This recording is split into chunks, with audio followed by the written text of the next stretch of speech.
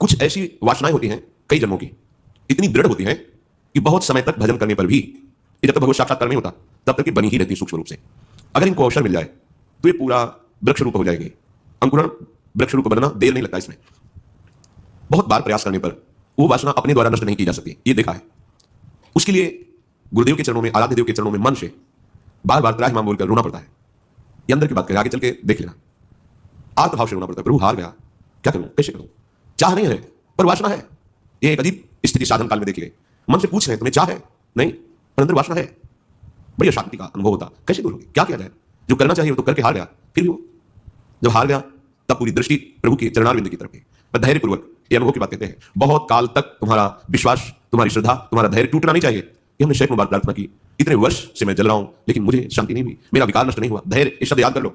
धैर्यवान रहना, विचलित मत होना, परिणाम में बिल्कुल निर्विकार हो जाओगे। और कितना समय लगेगा ये प्रभु जाने। वो एक सेकंड में भी हटा सकते हैं। और अभिमान यदि गलित नहीं हुआ है तो कुछ समय भी लग सकता है, जलना पड़ेगा, अभिमान गलित होगा। जब आर्त भाव से पुकारोगे तब निर्विकारता की स्थिति प्रभु दे देते हैं। फिर विकारी भोगों के बीच में रहने पर भी कोई विकार का खेल नहीं हो सकता, कोई भी इच्छा ही स्फुरित नहीं होगी, वासना ही नहीं है, चाह ही नहीं है। ये बहुत धैर्य से सुनो ना, ये उपासकों के लिए कह रहा हूं। आपके अंदर साधन भजन करते हुए वासना दिखाई देगी, आपको आकर्षण दिखाई देगा, उसमें दम नहीं है, वो तुम्हें परास्त नहीं कर सकती, केवल भयभीत करती रहेगी।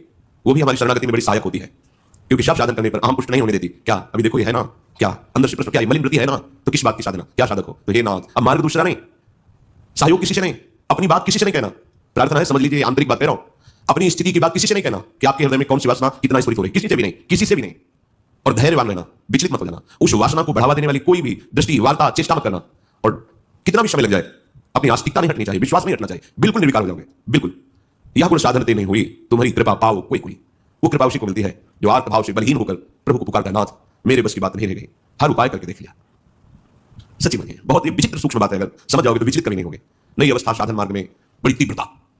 जब देखा सूक्ष्म वासना हृदय में है, सावन का महीना था, जल पीकर सावन रहेंगे, देखते हैं वासना कैसे रहती है, कोई फर्क नहीं पड़ा उसमें। अन्न का त्याग करते हैं, कई वर्ष तक आलू गुड़ जो भी फल वर्ष, कभी दूध मिल जाए, गंगा किनारे या गांव में सेब संतरा अंगूर केला, प्रश्न नहीं उठता, कुछ फर्क नहीं पड़ा। वो ऐसी सूक्ष्म स्थान पर बैठी रहती है, हमने उसमें कोई फर्क नहीं पड़ता। बड़े बड़े सात्विक अनुष्ठान करने पर भी उसमें कोई फर्क नहीं पड़ता। तभी गोस्वामी जी भी लिख रहे हैं, हौ हार्यु कर जतन विविध विधि अतिशय प्रबल आ जाए, तुलसीदास बस होई तबई, जब प्रभु प्रेरक बर जाए। बिल्कुल सिद्ध बात समझ। गंगा जी में खड़े होकर के आर्त भाव से पुकारते, प्रभु आप देख रहे हैं एकांत सेवन, आप देख रहे हैं संयम आहार, फिर भी वासना क्यों, फिर क्यों जला रही है, कोई उत्तर नहीं मिलता। पर दूसरा मार्ग नहीं, किसी का संग नहीं, किसी से प्रश्न नहीं, पता नहीं कैसी सलाह दे दे कि हमारा विश्वास, हमारा धैर्य विचलित हो जाए। नहीं, अपनी बात में बहुत सामर्थ्य प्रभु से। ये अंदर की बात कह रहे हैं, बिल्कुल समझ जाना। इसलिए कह रहे हैं ये मार्ग बहुत फिसलन वाला मार्ग है, बहुत संभाल के कदम रखने। अंत तो बताया कि भाई हम आपके जैसे भी हो वैसे आपके बात देख लो, जैसे रखना चाहते हो वैसे रखो, नाथ में हार गया हूं, आप देख लो। कब वो चलेगी पता ही नहीं चला। जिससे हम लड़ते रहे, जिससे हम जलते रहे, जिसके लिए हम साधन करते रहे, नहीं बल पड़ा। और जब उनके भरोसे छोड़ दिया, कब वो वृत्ति चली गई पता ही नहीं चला। इसीलिए बात कल चिंतन में चल रही थी कि अगर कोई समझ पाए तो इसे जरूर बताएं कि ये करने से नहीं होता, ये होने से होता है। बस देख लिया, मैं आपकी बनने योग्य नहीं हूं, पर जैसा हूं आपका हूं, देख लो प्रभु, आप राजी हो तो राजी, मैं जलता रहूंगा, कुमारगामी नहीं बनूंगा, अन्य अवलंबन नहीं लूंगा, जलता रहूंगा। आप राजी हो मेरी जल में जीवन भर जलाते रहो, आप देख लो। अब मेरे बस का नहीं रहा, क्योंकि वो सूक्ष्म ऐसा कि वहां कोई प्रहार ही नहीं पहुंच रहा। अंतःकरण की अहम के महल में सूक्ष्मता से रह रहा है, जो भी करो वो बहुत पुष्ट हो रहा है। केवल हटा या हटेगा या हट रहा है तो प्रभु की कृपा से। इसलिए बड़े बड़े महापुरुषों के वचनों में दैन्यता और कृपा शब्द आता है। दैन्यता को हम तुच्छा परम मध्यमा कृपा, ये वृंदावन से, ये वृंदावन की महिमा, ये वृंदावनेश्वरी की महिमा, वृंदावनाधीश्वर की कृपा। ये अंदर से कह रहा हूं, समझ लो, एकदम समझ लो। धैर्यवान रहना, विचलित मत होना, ये ना सोचना कि इतना समय हो गया अभी नष्ट नहीं हुआ, बिल्कुल नष्ट हो जाएगा, पता ही नहीं चलेगा। जैसे आप कब जवान हुए, कोई तारीख, कोई तिथि, किस दिन आपकी दाढ़ी मूंछ उगी, आपने समय, तारीख, ऐसे वो घड़ी भी याद नहीं रहेगी कब आपने वासनिक हो गए। कभी स्मृति में आएगा, था ये तो बहुत वर्षों से जलाया, वो तो ढूंढे भी नहीं मिल रही, गई, देखो प्रभु की कैसी कृपा हुई। ऐसा अनुभव होता है। इसी बात करें कि शास्त्र और गुरुदेव के वचन करोड़ों बार समझाए जा रहे, तुम्हें समझ में नहीं आ रहा, जिससे लोक निंदा हो, ऐसी चेष्टाएं, ऐसे आचरण, तुम क्यों संयम में नहीं ले रहे। देखो इतना तो है कि हृदय जल रहा है, पर चेष्टाओं पर अंकुश होना चाहिए।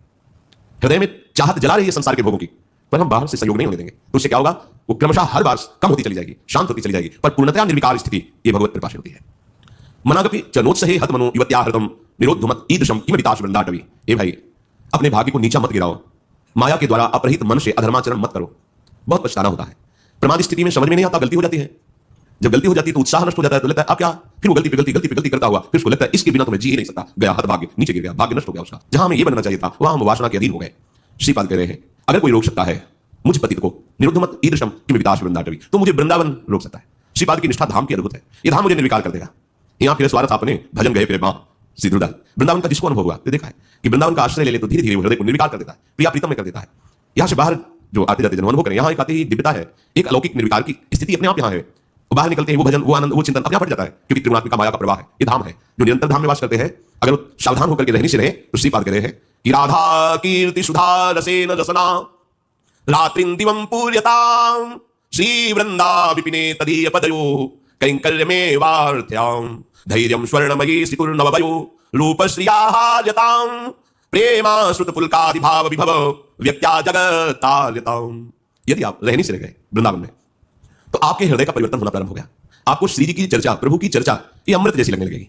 जैसे देखो, आपको कोई कहे कि 3 बजे रात्रि के जग के दिनचर्या करके स्नान आदि आपको पहुंचना है, कितना बोझा लगेगा इस समय सोना छोड़ करके दिनचर्या, लेकिन बिना किसी कष्ट के आप, बिना किसी विषाद के आप बिल्कुल उत्साहित होकर तैयार होकर सत्संग में आते हैं। ये वृंदावन की कृपा है जो हमारे मन को ऐसा किया गया है।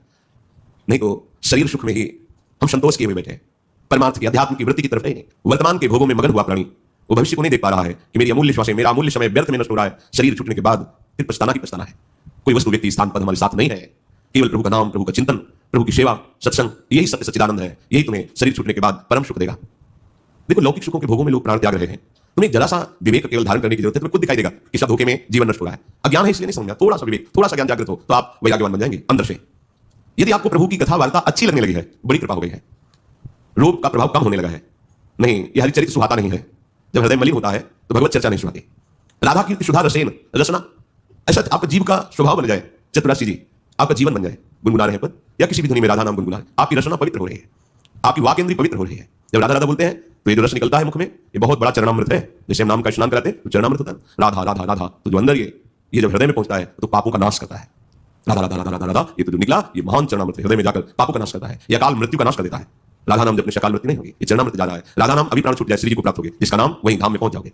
राधा नाम चल रहा है, कोई तुमसे भूल चूक हो गई, असत्क्रिया हो गई, तत्काल भस्म हो जाएगा, उसका दंड नहीं भोगना पड़ेगा। इसका मतलब ये नहीं कि हम उत्साहित होकर पापाचरण करें, नहीं, कोई असावधानी, कोई त्रुटि, तत्काल वो जमा नहीं होगा, जाके कर्म वो जमा नहीं होगा, उसी समय भस्म हो जाएगा। विशेष उसी समय आपको दंड मिल जाएगा। आप चपेटा लगा, गिर गए, आप ठोकर लगी, आप कुछ हुआ, तत्काल शरणागत के लिए हिसाब आगे नहीं रखा जाता। तत्काल जन्म हुई, तत्काल कोई चोट लग गई, तत्काल कोई कटु वचन बोल दिए, हृदय जला शांत, वो पाप नष्ट।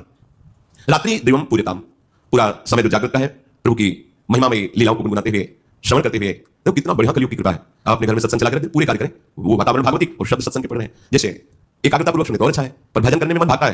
अगर सत्संग चला को और फिर भजन करो तो जब भागेगा तो 2 बातें हो रही है, एक नाम चल रहा है और दूसरा सत्संग चल रहा है, तो जा नहीं पाएगा, उसे घेरो पहले। वास्तविक जो भजन का आनंद आएगा तो तब खुद अपने आप फिर इच्छा नहीं होगी, ये होगा कि नाम चल रहा है उसी को सुने, उसी को देखें, उसी पर ऐसी स्थिति तक पहुंचने के लिए ये अच्छा है साधन। ये सत्संग चला के बैठ गए, अभी 1 घंटा का सत्संग चला है, माला ले बैठे, मन भागने की कोशिश करे, सत्संग उसे 2 में पकड़ो, सत्संग चल रहा है, नाम चल रहा है, पकड़ा रहे। पूज्य राधा बाबा ने कहा 2 नाम चला के साथ, कितने प्रवीण महापुरुष हैं। एक तो चल नहीं पा रहा, वो कहते एक और अलग अलग बाबा की अलग अलग महापुरुषों का चिंतन होता है। इसलिए हम जप रहे हैं ये नाम और चिंतन मिला मंत्र, अब भागेगा तो कहाँ भागेगा, जो नाम भी जपना, चिंतन मंत्र करना, चल रहा है मंत्र, चिंतन राधा नाम। देखो एक में नहीं टिकता है, 2 कितने प्रवीण भाग कहाँ भाग की जगह गिरते हैं। चलो अपने में इतनी योग्यता नहीं है कि एक साथ, तो फिर सत्संग है, प्रभु की छवि सामने रख लो, बार बार निहारते रहो, इसको डबल लगाना पड़ेगा। वास्तविक परमानंद का अनुभव एक नहीं होगा, पर वहां तक पहुंचने के लिए हमें एकाग्रता लाने के लिए ऐसे बाहरी साधन रखने चाहिए जिसे पर। अब बाहरी साधन टेलीविजन रखे, ये माला चल रहा है और नाटक सिनेमा देखो, फिर वो नहीं, भागवती क्यों होना चाहिए। कोई भगवत प्रेमी महापुरुष के वचन या प्रभु की छवि रखें, बार बार नक्श लवंग माधुरी देख नाम जप कर रहे हैं। भोजन के समय हमने देखा कि मन जो है छोड़ने की चेष्टा करता, अभ्यास के समय तो इसे बड़े पद में फंसाया, पद कंठस्थ तो बड़े पद में शुरू किया। अब आराम से पूरी पद में दृष्टि, बड़ा पद भूल जाएंगे, फिर आराम से पा रहे और पद पूरा चल रहा है। धीरे धीरे ऐसा कवल उठाते पद चले लगे। अब 1 घंटा लगे प्रसाद पानी में आराम से पा रहे, पूरा पद चिंतन करते। जहां हमें लगे कि हमारा भजन छूटता है वहीं से पकड़ो, मन को पकड़ो, कोई पद पकड़ा दो, कोई भजन पकड़ा दो, कोई ध्वनि पकड़ा दो, एक बार पकड़ लेना, इसका स्वभाव है बार बार उसी को पकड़ता है। जैसे हमने विषय को पकड़ा दिया तो बार बार विषय में जाता है। प्रभु की भक्ति के अभ्यास में लगा दे तो इसका अभ्यास करने लगता है।